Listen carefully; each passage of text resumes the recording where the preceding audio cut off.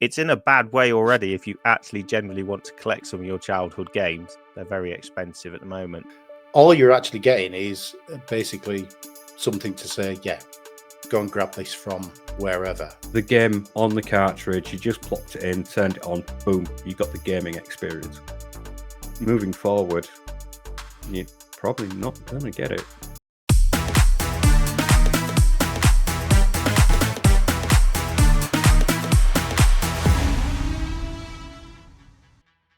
Hello there, YouTube, and welcome to this week's discussion from Slotted in There. And this week, our discussion is about the future of retro game collecting or retro collecting. In an increasingly digital-only world, what are our thoughts on the future of retro game collecting? So currently, retro collections, it's an extremely strong market. It's projected to grow significantly over the next few years. Currently, as of 2025, it's an estimated worth of about $5.8 billion worldwide. I mean, that's massive, and that's in 2025, and it's projected to go a lot more than that over the next few years. So currently, retro gaming collection, it's driven by nostalgia and classic hardware, collecting that kind of stuff. But it's fast transitioning into this from a nostalgic hobby into one where your rare collectible games and hardware pieces and sealed games and that kind of things are not just seen as things that what people want, but they're seen as actual monetary assets. These things are becoming like extremely expensive. So what are our thoughts on that? What do we think? You know, given that the modern gaming industry is becoming increasingly digital only, do we see an end to this in the near future? What's our thoughts? Well, I, as a retro game collector myself, as you know, if you watch this channel, because I'm trying to catch 25 of my favorite ones from some of my 90 systems at the moment. Yeah, I enjoy doing it, but it's a very expensive business already. And even when I bought some stuff before, you guys have gone, how much? Because it's like 30 quid a cartridge or something, which you think is crazy, you know, for something that's so old now. But they're the cheap ones. Because I've got a few on some of my lists that are like £100 odd or so. So it's going to take me a while to get them. And they're a lot more expensive than that, you know, some of the rarer ones that you get. But yeah, unfortunately, it's an expensive business if you want to get into it at the moment. And it doesn't help because, like I say, people are now seeing as a monetary thing to collect them because obviously you can save it for a rainy day if you need to save a minute. So it's something to invest your money in. And also because people are aware of this and they push it a lot on the internet. People are just buying, if you do have those cheap ones out there, people are buying them to like flip them because they know they can get money out of them, can't they? Or get a higher value for it. So all the prices have just shot up because of that. So it's in a bad way already if you actually generally want to collect some of your childhood games. They're very expensive at the moment. I was going to say, the only issue I can see is across the board, it's finite. Because we've got up to a certain generation where you got the full game on a media. But having said that, some of the older generation machines, such as your Game Gear, your Spectrums, Master Systems, Mega Drives, they've all got cap issues. So they need to be fixed. So even the machines technically are slowly killing themselves. And when does it stop being a retro machine if you're replacing it with newer modern parts? Because then technically it's not actually the original. And then the games break down, CDs delam themselves. So you have to store them properly, and then it might not survive. I think there is a cut-off date. It's not going to be for a while, but that's gonna make things harder. Yeah, I think there will be a cut-off date, like you say, obviously, because stuff's just going to degrade, isn't it, and break, as you're saying. And some of that's already sort of happened. It's like I've got my Spectrum from my childhood, isn't it? But I do need to replace parts in it, like say, because the capacitors have gone on it, so they need replacing. And at the moment, you can repair them to keep them going, but that won't last forever, will it? Another one is like say the more modern games, like your PS5 and your Xbox Series X, the current generation. You don't get the full games on the disc, so when they turn the servers off, in the future, which will obviously happen, you won't have that game. You'll just have a box. So I think it's already sort of starting to get to that point because it's going digital only, isn't it? That your retro collecting is going to stop. It won't be like in 20 years, people will probably want to collect PS5 games, I think, because the data won't be there. You won't be able to play it if they've turned the service off. So it's probably already starting to get to that point of the retro, as it were. You can only go so far back with certain machines to collect it when the full games are on the disc or the cartridge to play. Which is an interesting point you raise about maybe like the current market for modern day gaming. I know that I think it was Doom: The Dark Ages where you could buy a like premium edition of it, which came with a physical media, but on the actual disc or whatever the media was that they supplied with it, what the actual disc was, it wasn't the game. It was basically an executable which said, go and download the game. So even though you've got the box and you get the artwork and maybe the inlay and all that kind of stuff, which is what collectors seem to be interested in for like older retro games, all you're actually getting is basically something to say, yeah, go and grab this from wherever. And as you rightly say, Chris, if those servers and those services are no longer available, what is it? It's not like an old Nintendo cartridge where you can just plop into it and that's the game and that's it in its entirety. So I think we're living in interesting times as far as future retro games is concerned, because the physical media isn't what it used to be. But there is the Stop Killing Games initiative that was being pushed forward. That was basically to try and get developers or publishers or whoever to kind of, when it's come to its termination date or being sunsetted, to actually be able to put a patch out so the community can push their own server and make that available so you can keep playing on with the game and keep experiencing. I mean, I know today's market is you pay your 50, 60, 70, 80, or even 90 pounds or doll hairs for your game. You're not buying the game anymore. You're just buying a license to access it until they decide to switch it off. It's not a great state.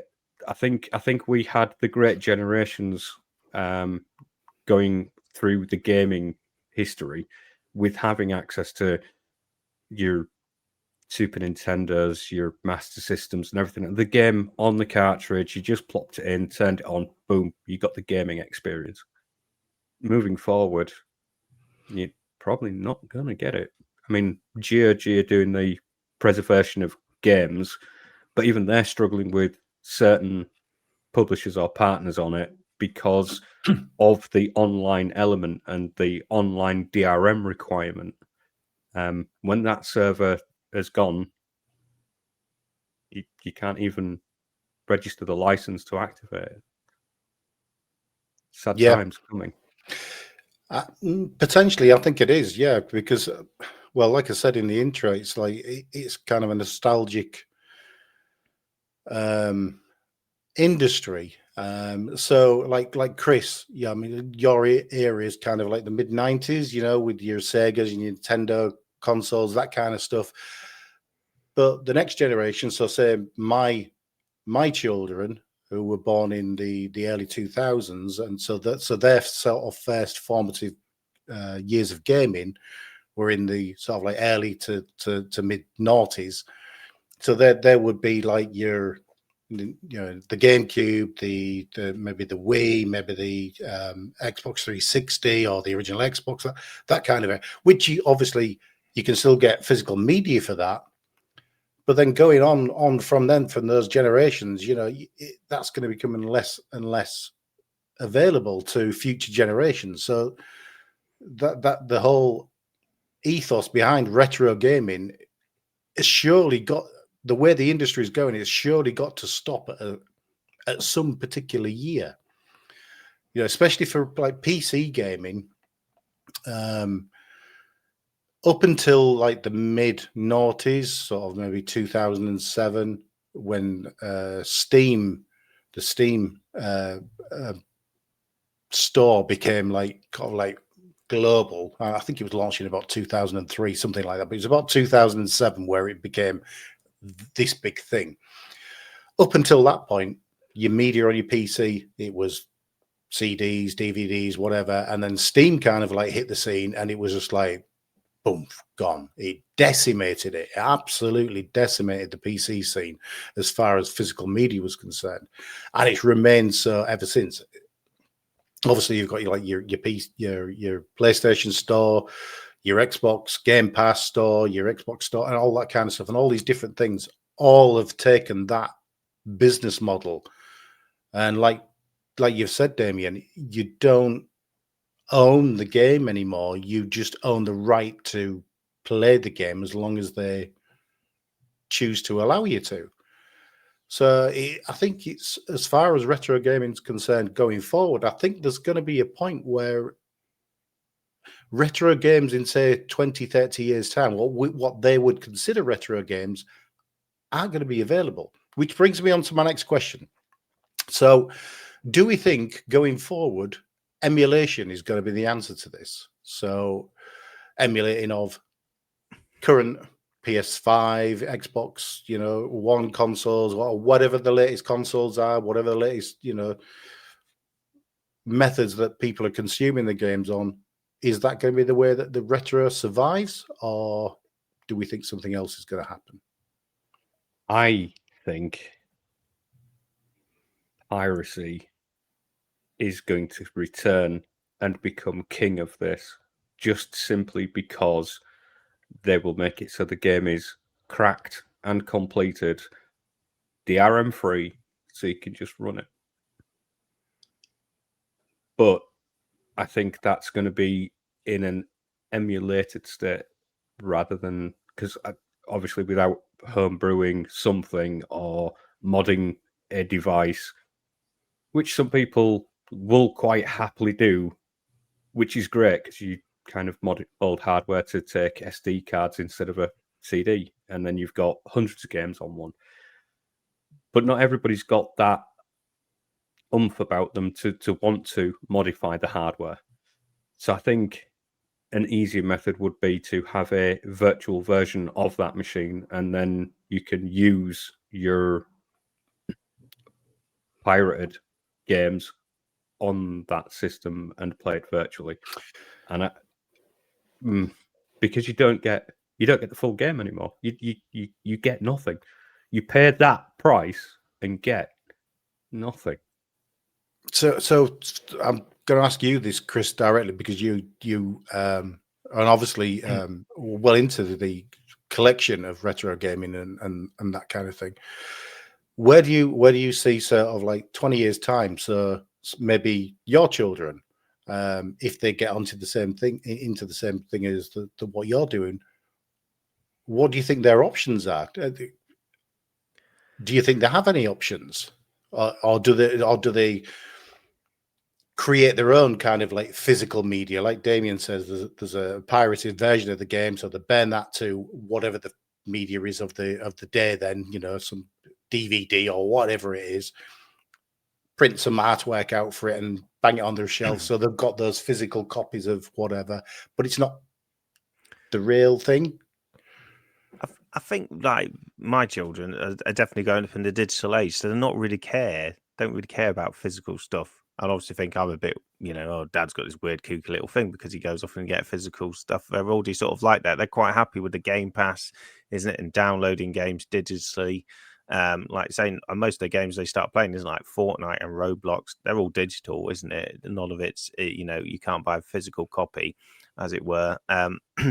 So they're used to that anyway. But yeah, in 20 years' time, like I say, when no servers are shut off, what you're probably going to imagine now, because the big companies, even like Sony, isn't it? They're getting on board that obviously their back catalogue is worth something. So they're putting up some PS1 games on the PlayStation Store and everything, and very slowly going through. So I think that'll expand because the companies will know you'll have to buy it again each generation, like Nintendo seem to do, which is really annoying. You'd hope that'd stop, but that'll probably happen because they'll make more money out of that. So you should be able to access some of these games, but a bit like now, hopefully the preservation of games will get better, but there'll be loads of games that you'll remember from your childhood or they remember from their childhood that they just won't be able to play apart from, emulated it and, pirated copy that some dedicated souls put on their own personal server or something, isn't it, to do it, because the companies aren't doing it. So that's the problem with retro gaming at the moment that we need, isn't it? We need the companies to be forced to preserve the games.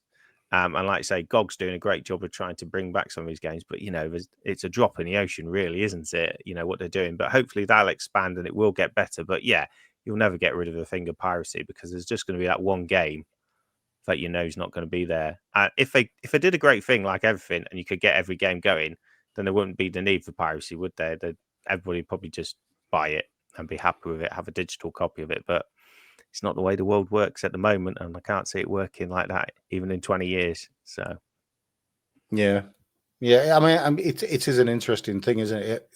The whole kind of industry, because the games need to be preserved because they're such an important part of people's histories and computing, console gaming, history, that for them to just disappear into the ether is wrong, because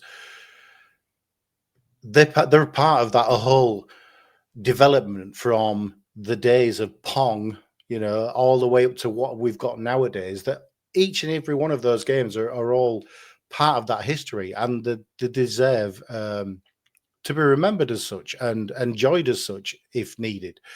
It's how that does. And I know, like, emulation, especially for older machines, like like the old computers, ZX Spectrum, Commodore 64, that kind of stuff.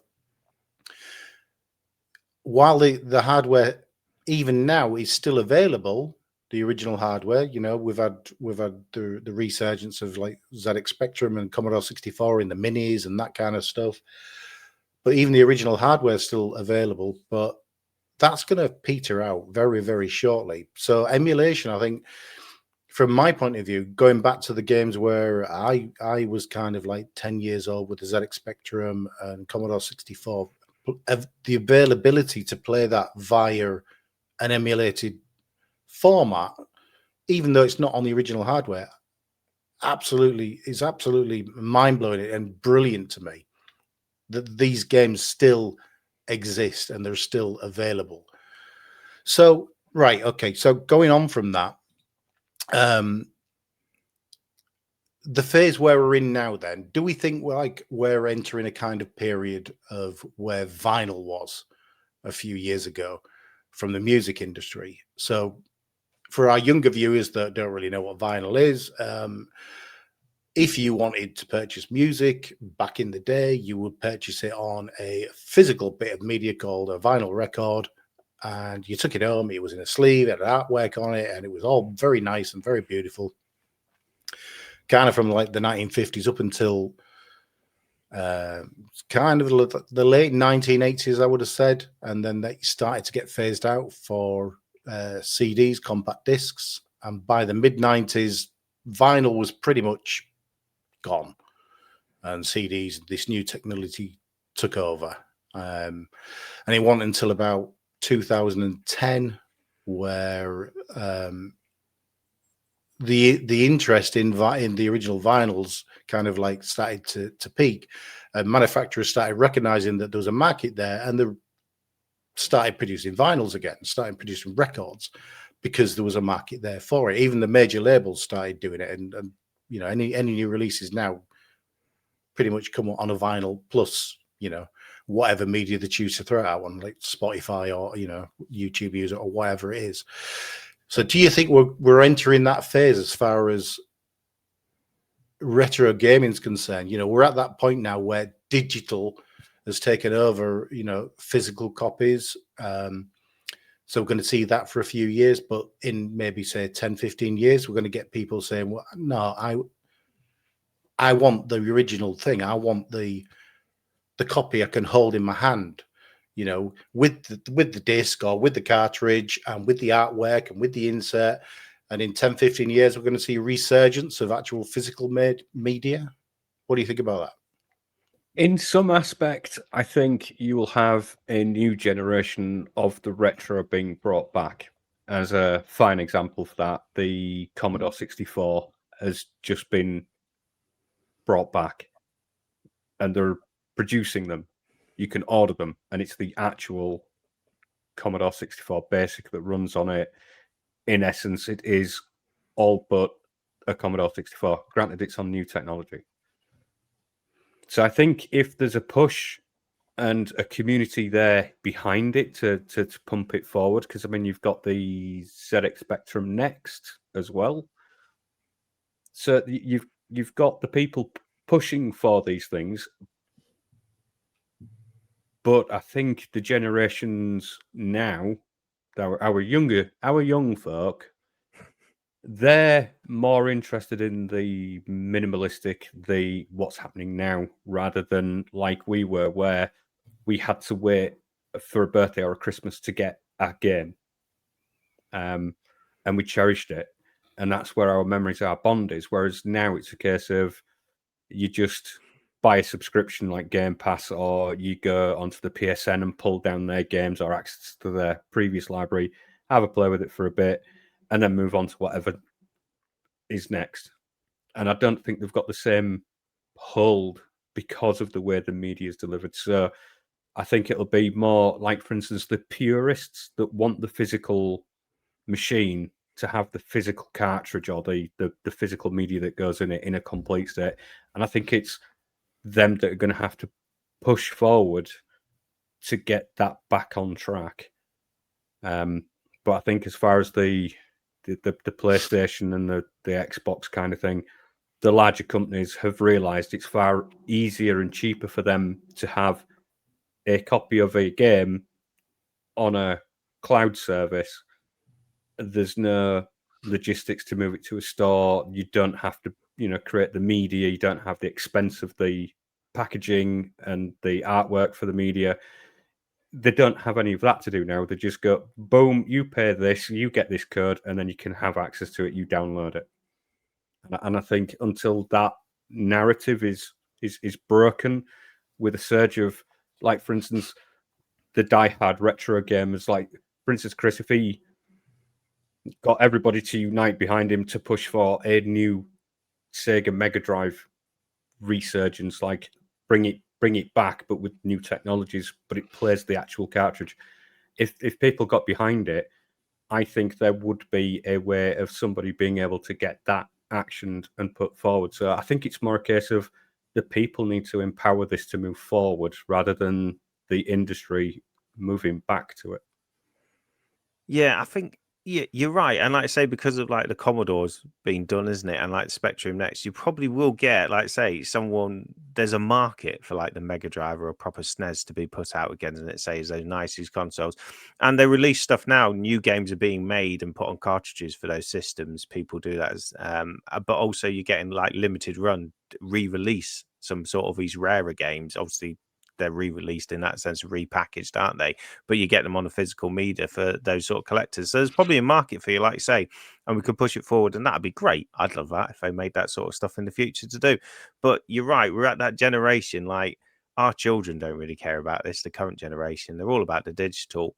So that stuff might happen in the next few years, or say the next 20 years. But after that, you are going to hit that point that everything in your childhood, that nostalgia was all digital. So you weren't used to hardware, or And the way Game Pass is sort of going, for example, isn't it? It's like everything's an Xbox is their thing, isn't it? You won't even be fixed to your console, as it were. You'll be like, oh, I played it on my PC or my phone, or people growing up with Fortnite and Roblox, they played it on all these different devices. So you'll have a nostalgia for the game, but you probably won't really care if, as long as in 20 years, I can play it on my PC or some emulation box that's marketed at the time, isn't it? They won't necessarily home like we do for like the actual feel of a controller of a SNES and the look of it and the aesthetic. So that is just going to die out, unfortunately, as generations go on. Well, I mean, that's why I kind of raised the vinyl issue for exactly that point, because vinyl in maybe my day and maybe yours 2 days was the thing. But like I said, by the mid 90s, it was gone. CDs was the thing, and then obviously in sort of like the early 2000s, it started becoming streaming, like Spotify and all that kind of stuff, and physical thing died. But from 2010 onwards, it's just vinyl and physical media for music has grown rapidly, even to the point where like your major record industry labels now produce vinyl because there is a massive market for it in today's age. So even people that, generations that never had vinyl or never listened to or experienced music on vinyl, they want that because you've got that physical media. You've got that thing that you can put on a record player and you can listen to it, and you've got the artwork, you've got the, the hook, the sleeve, the inserts, all the rest of it, exactly the same as games. But a lot of these people are a generation or two away from vinyl. So I think this could potentially happen with the gaming industry. That we may see in 15, 20 years time that people saying, I don't want to just subscribe to whatever for the next 3 years before it gets shut down. I want my physical copy of Doom 30 or whatever it is. And game manufacturers might get back into that, because if the market's there, they're going to sell to it. I would say, probably as a final note, to end on a very pessimistic note, that even when the music scene, as your example, went from vinyl to cassette to CD, there's always been physical media in the shops. Even now, you can go in shops, it's a smaller section, like supermarkets, there's now CDs, isn't it? But gaming is just getting taken out of shops, physical games. Quite a lot of supermarkets don't even sell them now already at that point. So I feel it might have a little bit of a resurgence. Like I say, you can get these limited run games already for your older consoles, and you'll have that sort of vibe and that scenario. But I still think because they're really pushing the digital, that it'll probably fade out. Whereas if we're talking about music, I could still foresee that in 20 years, people potentially on CDs get a revive, more physical media there. But the gaming one, as much as I love physical media and gaming, I don't know. I'm more doubtful. It's going to be more push for game preservation and like a global archive, if you like, and emulation moving forward, backwards compatibility use, sadly. Yeah, well, that's our thoughts, ladies and gentlemen. We could literally jabber on about this all evening, but we need to stop it somewhere. So, what are your thoughts? Are you a retro gaming collector, an enthusiast? What do you think about the future of retro gaming yourself? Let us know in the comments down below. And if you like what you've heard tonight, consider subscribing to us and tickling the bell and doing all those nice things. It doesn't cost you anything, and it helps us out a lot. And we'll see you in the next one.